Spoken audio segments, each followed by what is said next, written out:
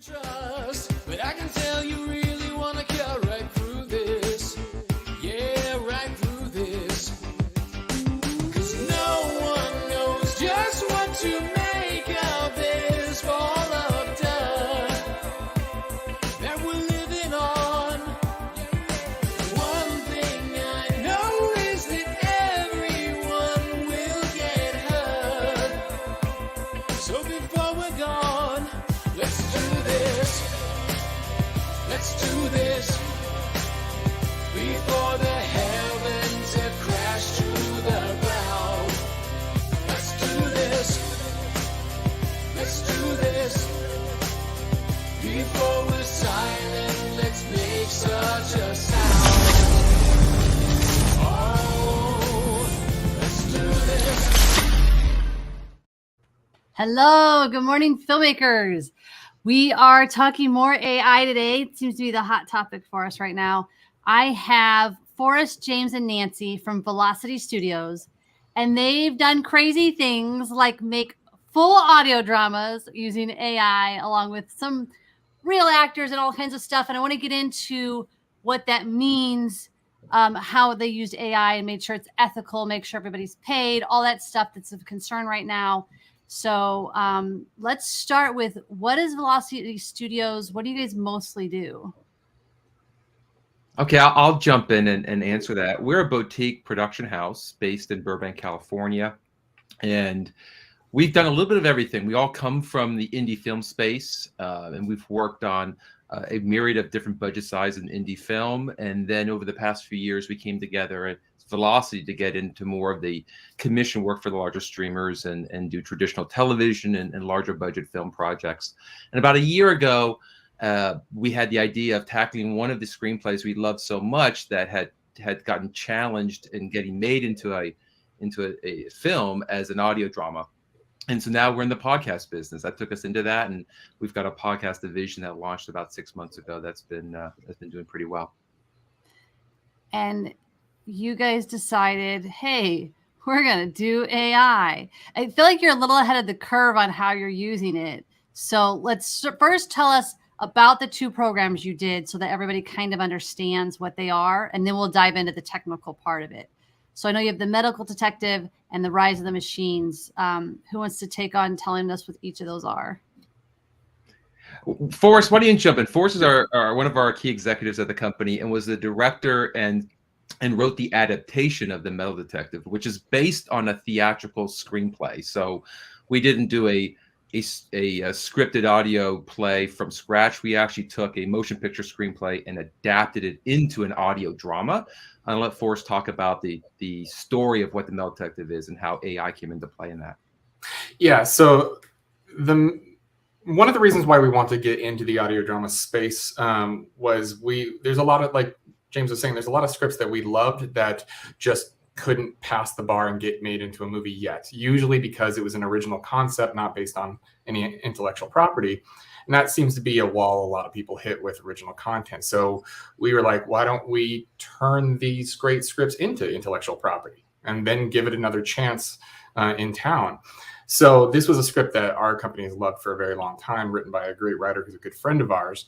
And it's basically, the Metal Detective takes place in 2045, and it's basically Blade Runner world meets an Agatha Christie murder mystery in a contained hotel during a superstorm. Lots of fun. It's a cyberpunk world. So it's already a kind of at a crossroads of humanity and AI, coming to pass, and prejudice that is going to be kicked up in the human side of things. And so as the director, one of the things early on that I determined was I want all of the robots played by robots.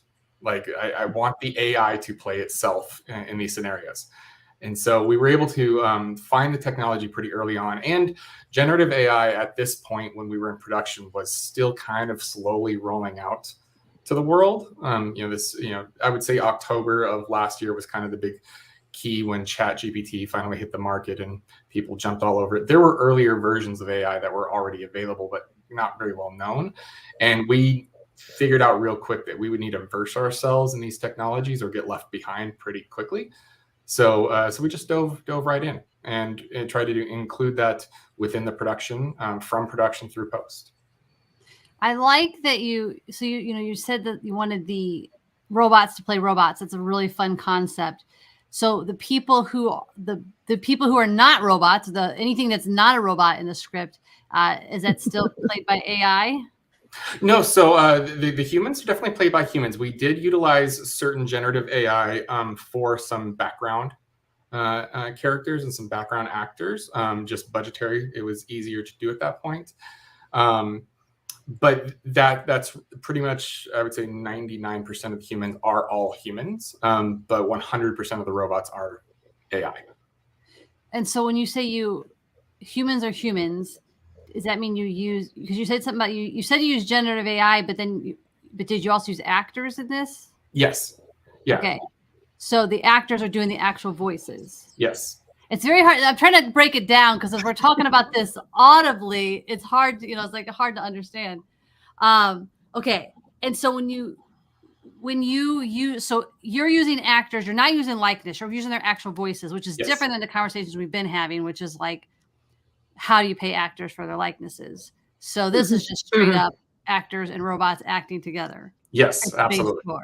That's pretty hilarious. You should hear the bloopers. What were the biggest challenges doing a project like that? Well, in an audio drama, with the way that we did it, we did async recording, so everybody was recorded separately. That comes with its own challenges on performance and bouncing off of each other, but also having to challenge actors against robot voices that they can't hear either. And there's certain angle that we wanted to hit was the indifference that people have in dealing with these robots. There's like an irritation that these characters kind of naturally have, because it would be kind of an irritating world of your waitress is a robot and just doesn't get anything right, things like this. It's Taxi Drive. And so to try to build that humor in without actually having anything for them to bounce off of, because they were recording solo by themselves, that was one of the challenges that we approached, as well as being able to prompt the proper responses from the robots to make sure that the comedy got where it needed to go. That makes sense. How do you prompt a robot to be funny?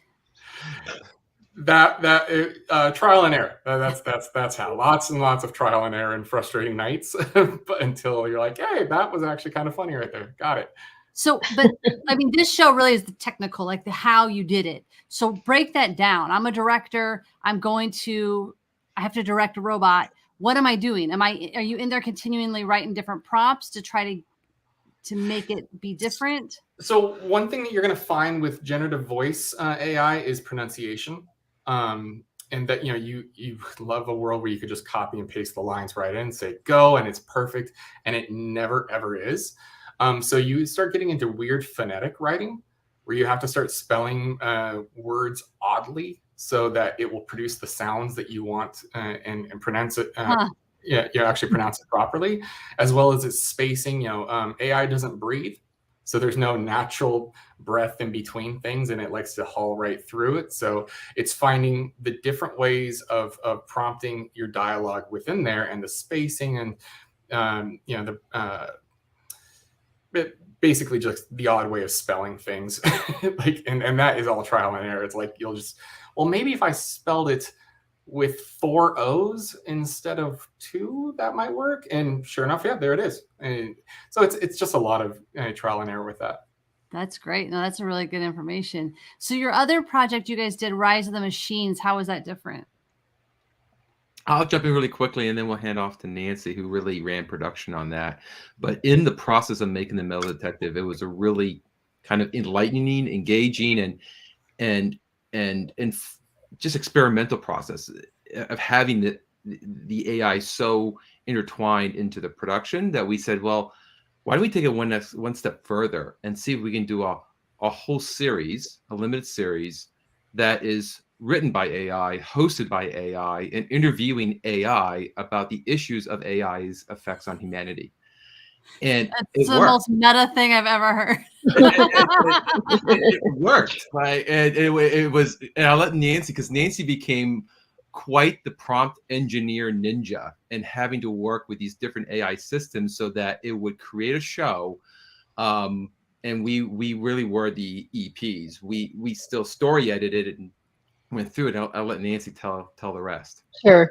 Well, in practical purposes, we thought, well, let's see how much we can do this hands off and just say, make this show about this long, and you figure out what you want to talk about. And of course, while it comes up with interesting ideas, we realized that, as humans, we were going to have to step back in and basically be like, kind of like a news desk editor and say, okay, you know what, these assignments, that's not going to make enough of a show. And so we found ourselves curating what the subjects would be every week, and sort of finding ways to inform it with additional outside research and guidelines before we would, basically create the master prompt, end all prompts to work on the script for our AI host, which was a consistent AI character we created, interviewing the different guests each week. There was one guest per week.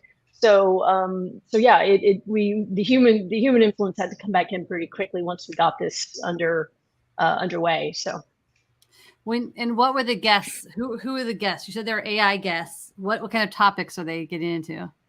Well, one thing that, first, just about the guests themselves. When Forrest was working with James to create this show, while I was on vacation, they were creating this show that they were going to drop in my lap. So, they I still remember that phone call. Yeah, I was like, home. Here you go. I was like, I can't leave you guys alone. I'm not back yet. I can't leave you alone for 5 days. Well, and just to give a disclaimer here, Nancy, I think out of all of us, was the most skeptical and worried about this whole AI Pandora's box we opened, and was just like, no, we gotta put this back. Let's not do this. And then she comes back from vacation. We're like, guess what? That's actually interesting. Are you like a convert now? Or do you love it? Or are you still like, no, I'd rather not do AI? No, I mean, I think AI is very useful, but it's only as good as the human behind it. Just to be honest, from what I've found. So it's a really great resource to use. But so yes, I enjoyed it. Figured out how to wrangle it into submission, as did James and Forrest. But the what I was going to say, as far as figuring out who the guests were, Forrest asked a generative AI program, what would the guest be for this podcast? And they described the meta concept of this. And it basically said, well, let's make every guest the name of an ancient god and have different meanings ascribed to that. And that sort of informs their character. So it was really like, wow, okay, that's pretty highbrow. Well, we even asked it the name itself. And the name itself. What is the name itself? Oh, Forrest, God. you did that. You were in that process. So Yep. This conversation is getting a little too scary, I think. Yeah, it really is, which kind of, I don't have an Alexa in my house. I don't think I'm ever going to want one. So that's, I don't want to have too many things in my life controlled by that. But yeah, no. On the technical side, then, when you guys have a host interviewing guests, both are AI. How does that work? How do you actually make that happen? So it was in our initial prompt that we had to, as Nancy was saying, had to describe what subject we wanted to talk about and have AI generate that conversation of a back and forth to get to a conclusion that we ultimately wanted. That's interesting. AI had no problem splitting its personality up. Right. That's not scary at all. That's great. That's funny. What program are you guys using to do this particular work? So for the text copy, it was ChatGPT 4, along with some help from Bard every now and then. One of the fun experiments that we found was taking ChatGPT content and then running it through Bard to see how Bard would reanalyze it and refeed it back to us. And sometimes you get these cool responses, sometimes not. One of the big challenges of AI in general, and it seems to be getting better sometimes, is AI hallucinations. Like if it keeps going, it will fall off track and go down a rabbit hole you didn't even bring up in the first place. And so it's always kind of bringing it back on rails and trying to bring it back to the road that you were driving on originally. Yeah. Right. I would say, looking at the prompting language that Nancy Force and the rest of our team, and we have a coder who works with us, I think we pushed chat to pretty much its limit in terms of its ability to think constructively. It can do simple things, rewrite a letter, do something basic, summarize this. But we were asking it to really get into some constructive thinking, and it's not really a thinking tool. It's a large language model that's using algorithms to mimic human language patterns. So we were really pushing on its limit, and sometimes when it went off the rails, it was like, wow. And sometimes we would joke, we think the Matrix just took over, because things would get weird with it. Yeah, well, we're also seeing that there's not one solution for your show or for what you need to achieve. Everything's constantly evolving, and like Boris mentioned, we're finding, okay, well, now there's certain things that maybe Bard makes more sense for, and this is going to continue to happen. So I encourage everyone, if there's something new that pops up, you can get a free trial, go ahead and do it, because nothing's perfect, and you need to keep ahead of the curve. Yeah. And Jen, you brought up a statement about ethics, and that was something that was really important to us. And it was interesting, in Rise of the Machines, it was a topic that the AI kept bringing back up to us, because we dived into some lighthearted topics and into some really deep topics about the copyrights, authorship, about compromising of AI models, bad actors. And one thing it kept saying is, there's an issue here in society, and you as humans need to figure it out with your legal, your legislative, and your moral and ethical standards, because it's not AI that's going to be the issue. It's going to be bad actors who are going to exploit us to be the issue. Yeah, right. And it was a repeating theme that would come up constantly. The AI would go back and say, disclaimer, I'm not the issue, you're the issue. Right. Yeah. I don't think I've ever been speechless on the show before. I'm terrified and fascinated. Like, I really wish you guys had. It's hard because it's a lot of just text. Because it'd be so interesting to have documented this process in some way, which I guess we kind of are right now. Like, in the future, the AI is going to look back at this conversation like, silly humans. Right. Well, and the other thing, to further on the ethics, we felt it was important to put disclaimers. So at the end of, like, say, Rise of Machines, a human would come on and say, human here, FYI, this is what we did, and this is the AI model we used. Because those AI models are based on data sets that locked off at a specific period of time. To the point where we now embrace a lot of AI tools just to make us more efficient. So if we're doing marketing materials for a client, and we're using generative AI created artwork, we actually put a stamp. A lot of people may not, but we put a stamp saying this is an AI generated image, and we'll put a watermark somewhere on the image, just because we think as a society we need to rise above the disinformation and be ethical, and letting people know that this image is going to elicit an emotional response, but it didn't come from a human, it came from a robot. Yeah, that's interesting. That's actually also, I think that helps with the big conversation we've had over the last few weeks has been on, like, who owns what. So if you're, especially when you're doing something like advertising, doing work for clients, it's like, who owns that piece of material, and are you later going to have issues? And like the AI said, we have a lot to work out still. We have a lot to work out. Right. Yeah. Go ahead, Nancy. I'm sorry. Well, I was just going to say one other thing to put on your checklist if you're using AI to make a program, is you need to back check your facts on other sources. Because sometimes the AI gets ahead of itself to make something sound pretty and dynamic, and you realize that they're pulling facts from a couple different sources that takes it out of context, and then or maybe isn't true at all. So it's not 100% accurate. So especially if they start naming names or dates or places, you need to check that on another source. That's really good information.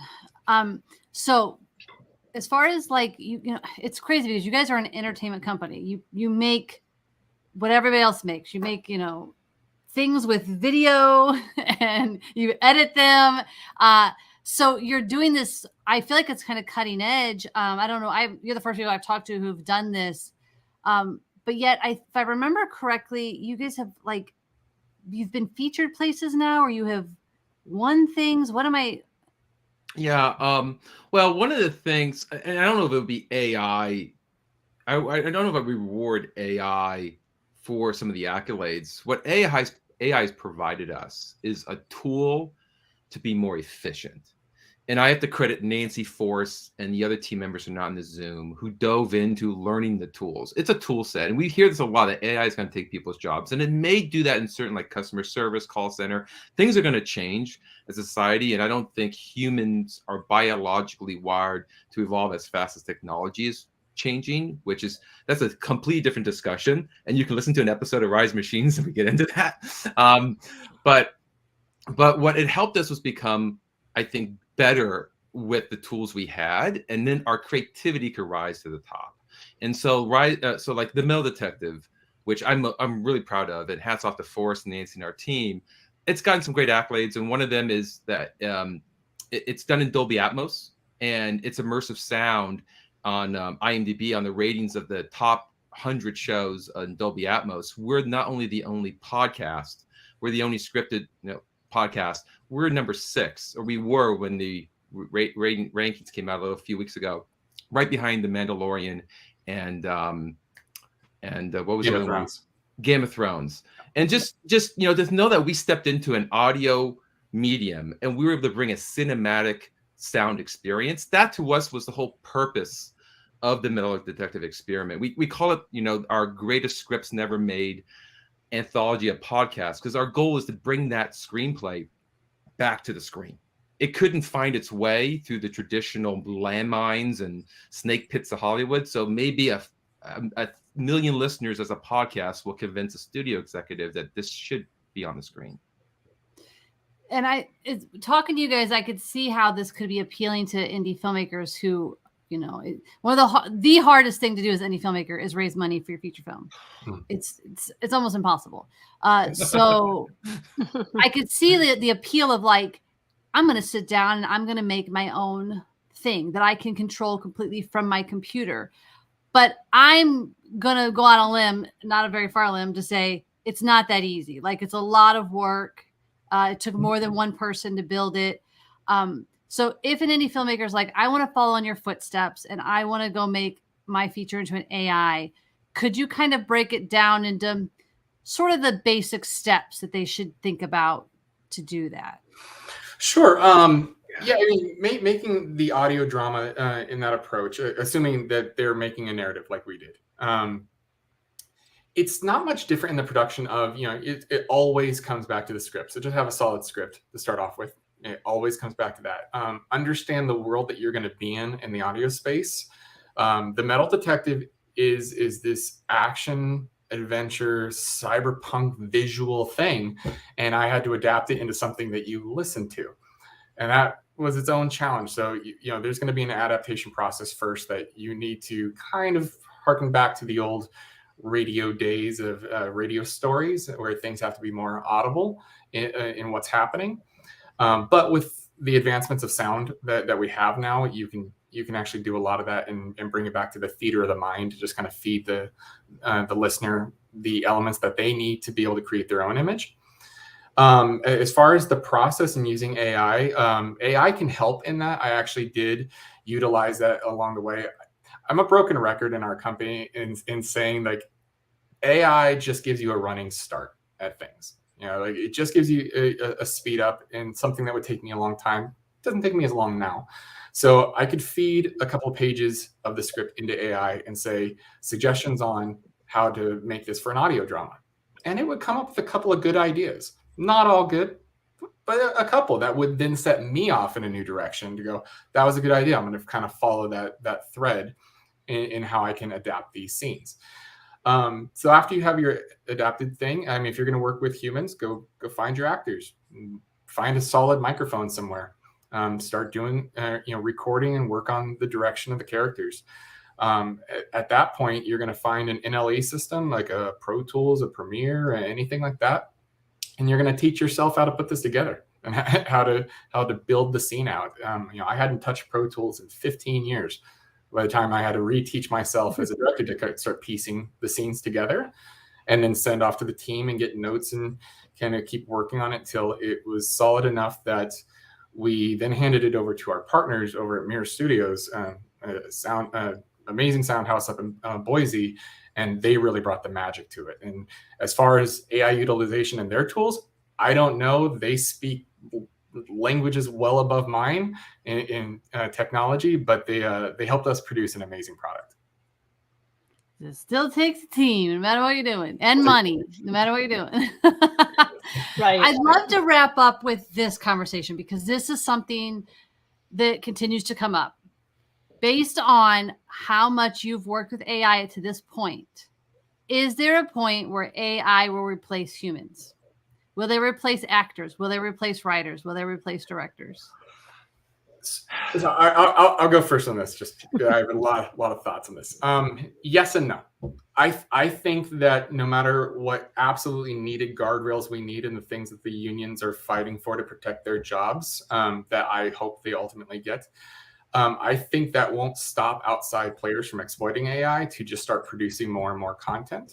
I think we're going to be in a new marketplace full of both authentic human-made or AI helped content versus pure AI content. And I think the market will play out to show what people actually have an appetite for. You know, at the end of the day, AI can only be as good as the data sets it's fed, and it will plateau. And I don't think people will like it anymore as like its main source of content. So I don't feel like, as James said, it will eliminate some jobs. Absolutely. It will make companies more efficient and leaner. Absolutely. But I don't think it will replace all jobs. And I don't think it will actually replace actors and creative types, because in its nature, it can't be creative. It can only regurgitate. Yeah, I think it'll depend on the genre as to, you know, certain people trying to get away with just using, you know, AI generated actors. But, you know, once you get past, you know, one or two words in an action movie while something explodes, you know, you really need a human. So that's my prediction, is that's going to be a really big dividing line, even for people who try to get away with making it like that.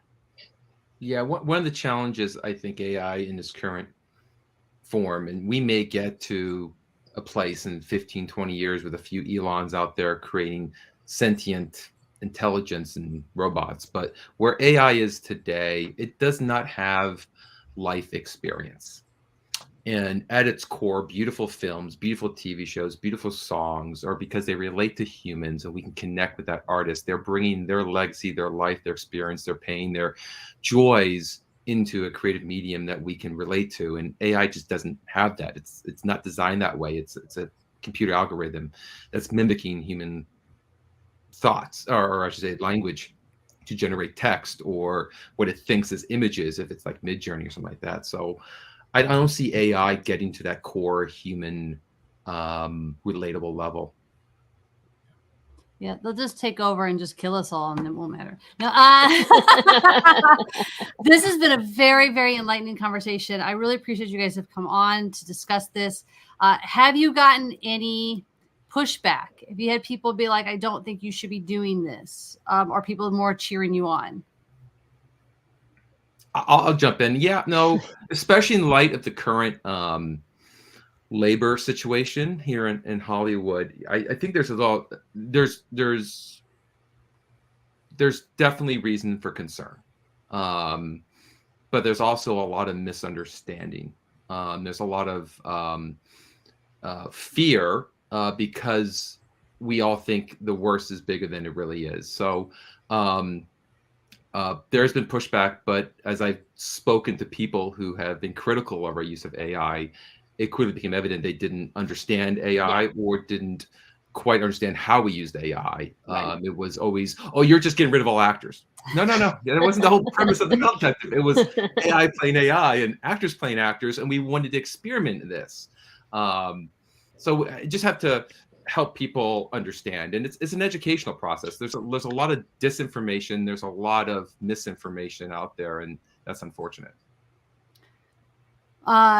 I say, keep experimenting, keep staying on top of it, because I think the more that we're on top of what it can do, the better we can protect ourselves as artists. So I don't think anybody should be scared of it, even if it's a new challenge. It's a new thing. Yeah.